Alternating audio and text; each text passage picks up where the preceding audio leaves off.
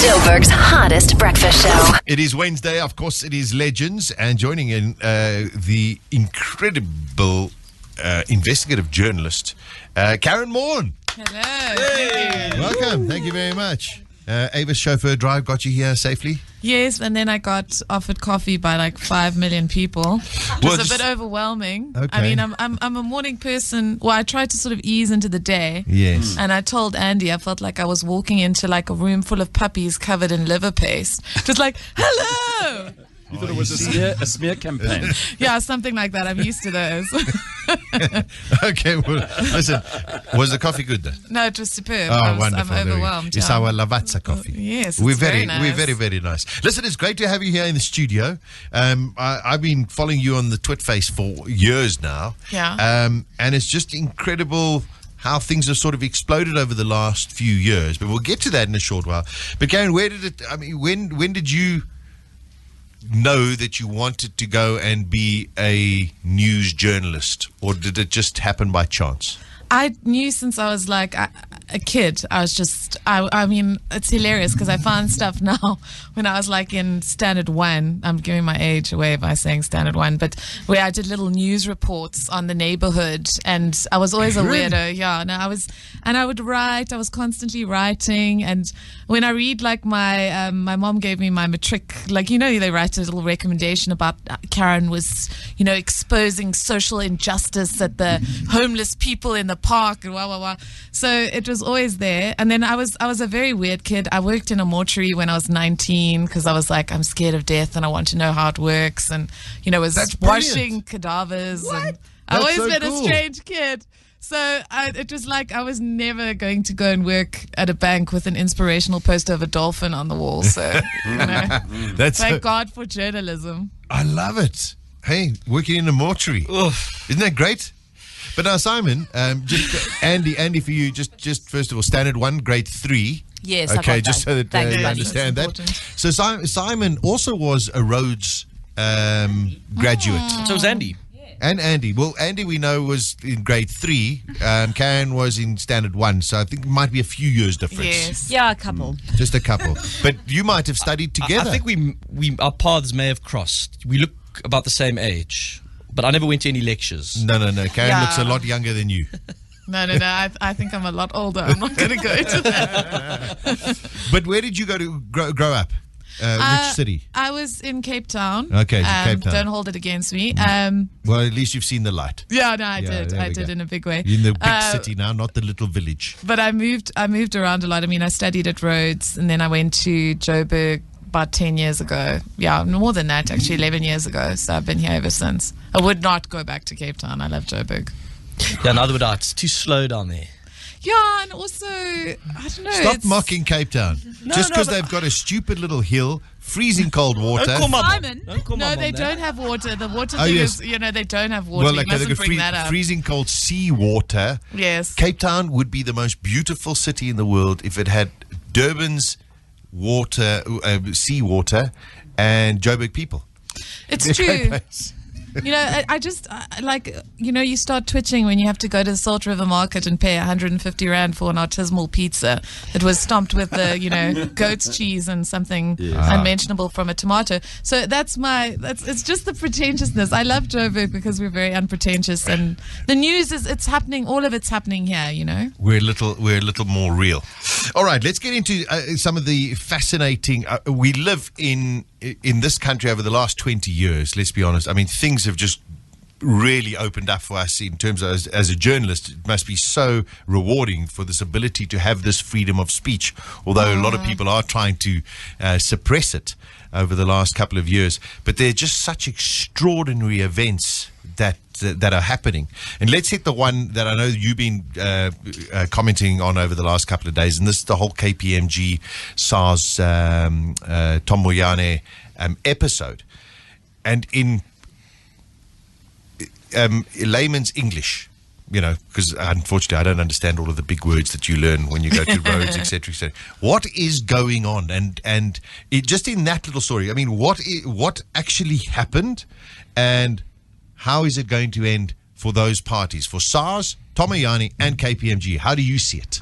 Well, look, dodginess did go down. I mean, they basically had SARS. They went in with the best intentions. The finance minister at the time, Trevor Manuel, they wanted to have this investigative unit which would look at illicit cash flows in South Africa, particularly with stuff like the cigarette trade, etc. So it had the best intentions. I've spoken to Ronnie Casrals. He said, look, he was then Minister of Intelligence and they wanted to sort of support that. But at some point, Nia pulled out of the equation. And there were sort of elements in that whole situation that did some dodgy stuff. And I think the dodgiest, of course, was using surveillance that the NPA and Karyn had asked for on their officers, because, of course, that was at the time where they were prosecuting Jackie Selebi. Karyn was getting arrested. They were trumped up. They didn't know who they could trust. So they wanted to monitor.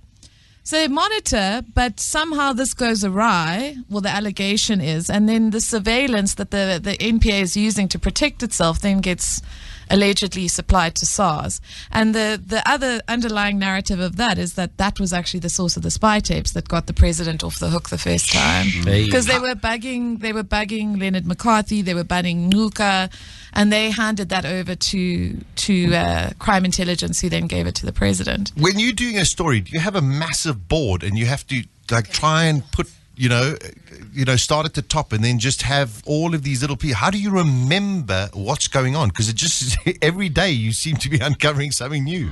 But it's weird because I think I've been doing this for so long now, and if you have that kind of brain that connects everything, because it's always the same stories repeating themselves. The narrative of the president and his prosecution threads through so much stuff. I mean, the same guy who did that dodgy SARS rogue unit report was the same guy who did the report into the president's finances.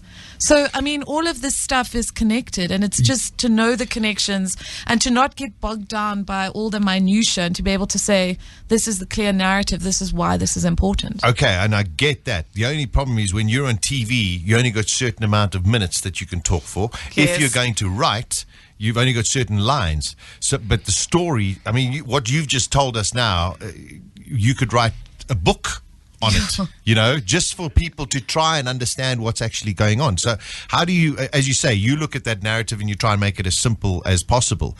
So the average person like me who reads or follows you sits and goes, sure, okay, that's the story. But there's so much more that's going on. Yeah, it's crazy. And, it's like a web. Everything's a web. Everything's connected. And I think the most important thing as a journalist is don't ever accept or assume anything. Question.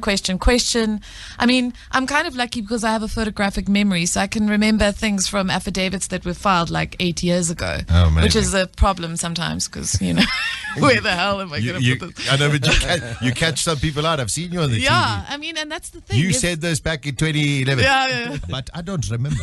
Yeah, that's the issue. And it's just knowledge. Information is power. So you arm yourself constantly. We read a lot, and I mean, we have some excellent people like Parley van Wyk, Amabongade, Craig McCoon, Sekonati from Financial Times. There are some superb Tsidi Madia, superb journalists who have done incredible work. And I think the great thing is that just to keep reading, to keep informed. And I think a lot of South Africans are just like, I don't want to read this nonsense anymore. It's so overwhelming. But if you're a journalist, make sure that you know your story backwards, because otherwise these guys will just use semantic word games and try and dodge out the corner. Yeah, exactly. And throughout all of this, I've said thank God for free press. Yeah, absolutely. We've had you guys. Yeah, a massive change for us. I mean, they do try to bully us, but I mean, in the end of the day, we're not. There was obviously that story with Mac Maharaj many years ago, but we're not living in apartheid South Africa where your headlines and your story is getting blacked out. That's not happening at all. We have a very robust media. And it's interesting because the culture of media has changed. I mean, I remember as being a young journalist in the Mbeki administration where people were afraid to ask questions. And when Iman Rapeti went to Mbeki and said, do you know about the Selebi warrants? Everyone was like, oh, dear you can't God. Ask that. What is going on? Now the culture has changed. I mean, some may argue that we should be a bit more respectful than what we are, but there are no holy cows in press conferences. Correct. And people will stand up and say, I'm sorry, but you're talking rubbish. Sensationalism? Yeah, I think. Johnny just chucked that in there. He doesn't know what it means. No, well, it does sell newspapers, let's be honest, doesn't it? Yeah, I mean, we have very definitive media, kind of narratives in this country. And I mean, there's some stations that have nailed their colors very firmly to the mast. People will say that about ENCA as well. People perceive us as having a certain agenda. And obviously, then you have to just facts, judgments, actual evidence, and then you just go on that. That's all you can do. Don't try and, as some people may attempt to do, create a story out of things that don't really exist. So our guest this morning on Legends, the incredible investigative journalist, Karyn Maughan. She's with us. We're going to take a break and then listen to a song, and then we're going to ask you all about bullying and other stories in the press and how things changed over the last couple of years. Well, multi-talented, that's for sure. Hey, we'll talk about your books, Karyn, in a short while. But I must say, I first really took cognizance of you and your how do I say it? The way that I really understood news, and it sounds a little bit weak and weird, but at the Oscar trial. Yeah. Because all of a sudden it was the first time we had this high-profile case, I think, out in the open where, you were sitting and tweeting everything that was going on, and I just got fascinated. I wasn't even watching the TV. I was just reading your tweets. And since then, all of a sudden you've become like a celebrity journalist. No, I hope not, because I think the biggest problem with journalists is that if you buy your own hype and you start doing it because of ego rather than a genuine, it can get a bit like Dodge. You know what I mean? I think the most important thing is it's not an ego project, because people, and it's exactly what John was talking about, sensationalize. If you about like, what are the facts here? What is going on here? And you're trying to represent that. That's a very different dynamic from I want to look cool on TV. No. I think okay. Well, let me explain maybe a little bit better. Definitely, it's all about the content. Yeah, it's definitely about your credibility. And, if somebody sits and says to me, what do you think about this? I say, well, Karyn Maughan tweeted this and posted this. That's an amazing compliment. That's very that cool. I mean sincerely, and it's brilliant. I mean, I follow you religiously, and on the whole Tom Mayani, KPMG or whatever, I'm just following you. I'm watching you because I know that what I'm getting from you is very objective and incredibly credible. That's an amazing compliment. I think that's incredible because, that's really what you want. Correct. Is to just be able to say, okay, this is what's going on. And what's incredible is that as much as we may get abuse, we get a huge amount of support from the public. People walk up to me in the street and they're like, "Yo, I saw what you did, and I was screaming at my TV, you go girl." And That's so cool. It's so cool. And then like little kids, grandpas, it's really, people often say to you, do you get threatened? And we do occasionally, we do have that kind of thing. But South Africans, I love South Africans because the opposite of optimism isn't pessimism, it's apathy. And South Africans are not apathetic. They care so much about what's going on. They're passionate about this country. Yeah. They get angry because they think we can do better. We must do better.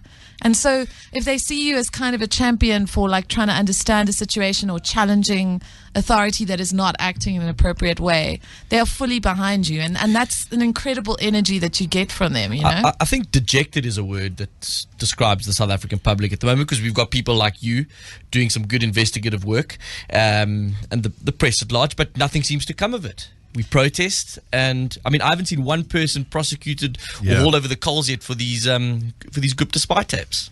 What's happening? Well, the thing is the wheels are coming off in like quite a profound way, and I think it is easy to get dejected because you think, God, there's another expose on just who did what and some dodgy connection and massive kickbacks. And we all know that the likelihood of any of these people facing charges is not great. But at the same time, the NPA is between a little bit of a rock and a hard place because there has been this hollowing out of state institutions, and that was very deliberate, I think. But we get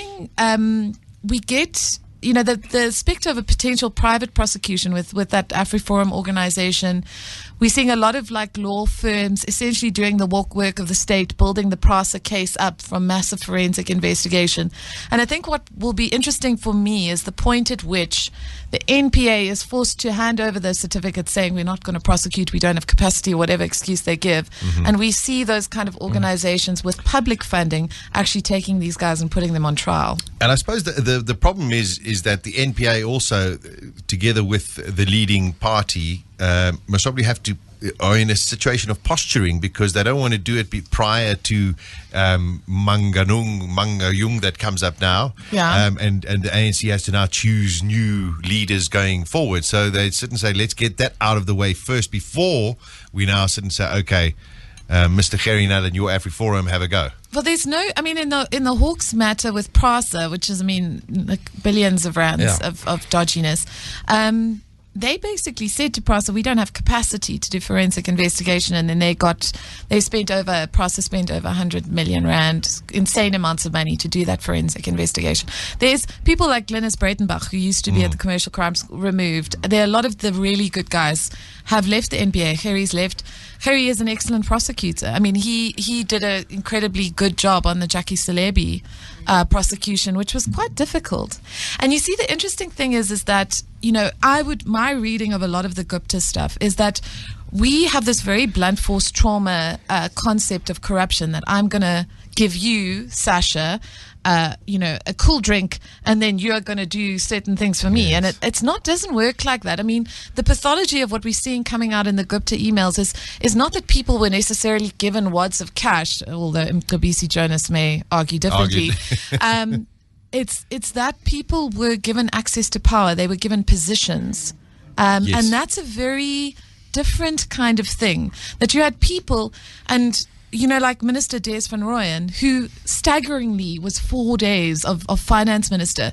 This is a man who told my colleague Nicholas Bowell, when he questioned him about, the exponential rate of increase in irregular expenditure, that he was not a patriotic journalist because his questions were negative. I mean, he's not exactly a shimmering light of intellectual brilliance. No. But I mean, where would he have got, there are people I know, that's what's so scary. There are people in positions who would never, ever have got those positions unless there was an understanding that there would be an acquiescence towards the interests of a particular family. And that's the nature of what we're dealing with at the moment. Yeah, that's brilliant. And then, earlier you said sometimes, maybe we as journalists don't show too much respect. You mentioned it a little bit earlier. When you are dealing with the ministers, etc., has there ever been a time where now you've questioned them quite heavily, that they have either threatened you or won't take your questions or won't take your phone calls? I mean, do you have certain of those people in your phone book that if you phone, they're not going to answer? No, it's actually quite weird because I try and be as polite as possible. I really do, because you see, what the ministers and the people in positions of power need to understand is that asking questions is a profound act of patriotism. And if I don't ask you questions anymore, I'm telling you that I don't respect your authority. I don't think I can get answers from you. I don't think you have the right to give those answers. Okay. And if we stop asking the questions, we are being far more disrespectful of your position than we would be if we asked probing questions that you should answer. Yeah, there we go. Great answer. 8:33, Hot 91.9. Karyn Maughan is our guest. I tell you, we could pick her brain the whole day, but let's find out what's happening in the world of sport. Karyn Maughan, our legend guest this morning. I tell you, we could just speak all day. Andy, next time we get Karyn, can she come in at 6? Hey, she can spend the whole morning with us. Karyn, we could talk about all of the other stories that are going on, but let's talk. You've written 2 books.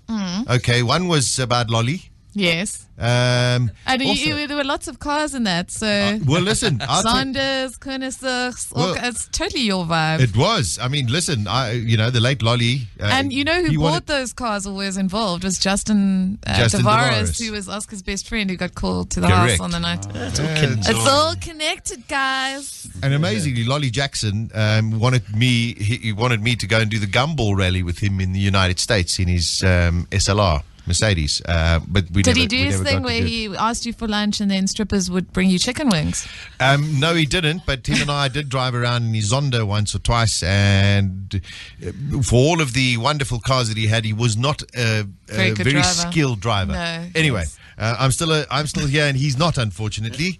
But that's also what an unbelievable quagmire of chaos. Absolutely. Incredible. I mean, writing that story, investigating. Didn't you get petrified? Didn't you get scared that, oh my word, someone's going to look over my shoulder and go, you're pushing too deep? Look, I have had a few little incidents here and there, but I don't know. I'm very lucky because I'm not a fearful person. Okay. Like, I'm not someone who, and I think, we don't have this culture where you see journalists getting taken out like you see in Ireland or Mexico or South America. Generally, as much as people may troll you on Twitter and have a go, it doesn't translate into them actually. We do get threatening phone calls. You do get people, warning you. I've had to move around a few times, but nothing hectic. I've never felt like, okay, someone's gonna do something here. Gonna go, yeah. Looking at the whole Lolly, that book, I mean, if you had to add anything to it now, maybe with the whole more creature kind of stuff or whatever, would you add? Would you think about redoing or rewriting Yeah, definitely. I mean, I think the whole thing with what was fascinating was that George Luca, who was the one Yes. who was arrested and then subsequently said that he witnessed Radovan killing Lolly, was actually dying in the hospital section again with Oscar Pistorius in the bed next to him, giving him gospel music. I mean, how weird is it? So everything's connected. George Luca, I don't think he did kill Lolly. I suspect that, his allegations about Radovan are probably not incorrect, but I think obviously have to be attested in a court of law, and I don't think that will ever happen. But certainly, he was a drug addict, sort of small-time stolen property guy, and I just don't see him being the kind of person or being in a position to have killed Lolly. I think it's far more likely that Radovan was somehow linked to it. And then, of course, Cyril Beaker, all the people in that room ended up dead. Amazing. And Cyril Beaker as well. Cyril Beaker, who was very close to Dudizane Zuma, supplied security to Dudizane Zuma. And just Dudizane fascinating. driving around in Radovan's cars. So, I mean, there's all these... The world of organized crime and politics in this country, everything is meshed in. So it's, there are connections everywhere. Cyril Beaker also looked after Shabir Sheikh, made sure that he wasn't beaten up in jail for the 5 days that he was there. Another man allegedly dying. Yes. Yes, yeah, he's not doing well here for the last 10 years, Mr. Sheikh. Karyn, we unfortunately are running out of time. What's next for you besides carrying on doing your brilliant journalistic work? Are you working on other books? Is there something that's tickled your fancy that you want to do? Well, I've worked with a British film company on a Pistorius documentary, which is insane. It's like Brilliant. so great. We found the guy that was in the house on the night of the shooting, who's no one's ever interviewed. We interviewed him. We interviewed all his family. We spoke to Harry. We spoke to the police. We got so much stuff, and so that's going to get released next year, February. I think it'll be part of a series. That'll be great. Probably on HBO or something. So Stunning. that's going to be very cool. My other big passion is I'm a type 1 diabetic, and I was born with mild brain damage and had to go to remedial classes and stuff. So I'm very passionate about this issue of kids with chronic illness, and I really want to do more in terms of just assisting a lot of children who are type 1 diabetics but are just overwhelmed by the condition and angry, and because it's life-threatening. I mean, I've nearly died a few times, gone into comas and things like that. And for me, it's a big passion because I want to, and so it's so overwhelming. I met a young girl on the weekend who's 19, diabetic since she was 17, and she kept saying to me, "Now I don't feel so alone," because I mean that's the big thing, is to say it is a quite overwhelming illness, but you can have a really great life, and there is help available for you, not on your own.